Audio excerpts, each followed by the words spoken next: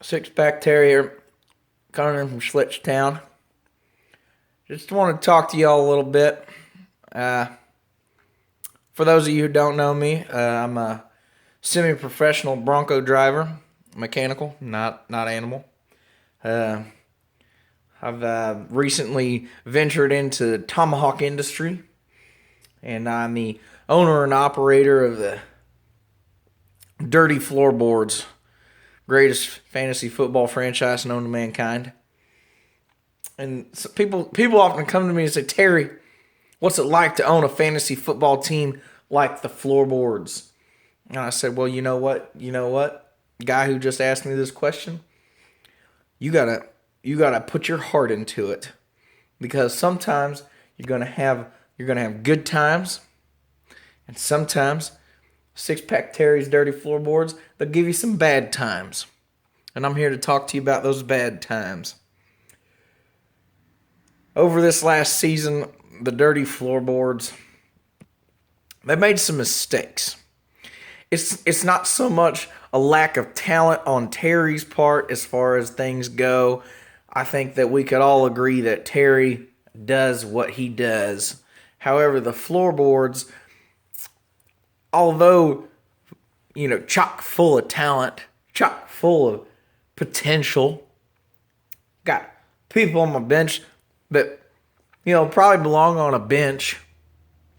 But, I think mostly this year, the big issue was the lack of will to win. It was like, come on, Matt Ryan.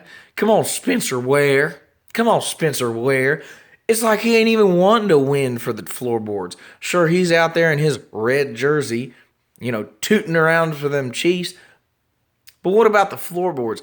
Terry put in the time. Spencer Ware, it's time for you to put in the time. Kenny Brett come out, threw up 17 points, lead the league in receiving one week. Next week, he's going to sit down and put up a goose egg. And the Dirty Floorboards ain't got time for no goose eggs. Well, a goose egg's about what this season amounted to this year. For those of you unaware, I got some poor news for the Dirty Floorboard franchise fans. I want it to be known I don't want it to happen again. But looks as though we've landed ourselves in last place. 16th, as they call it.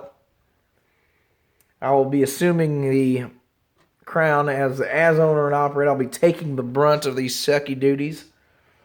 For those of you who don't know about sucky duties, well, let's just keep it that way. But I just wanted to give a formal apology to all the fans of the Dirty Floorboards. I thought with the accusations of Matt Ryan and old Juice Landry, and that let me tell you a thing about Juice Landry.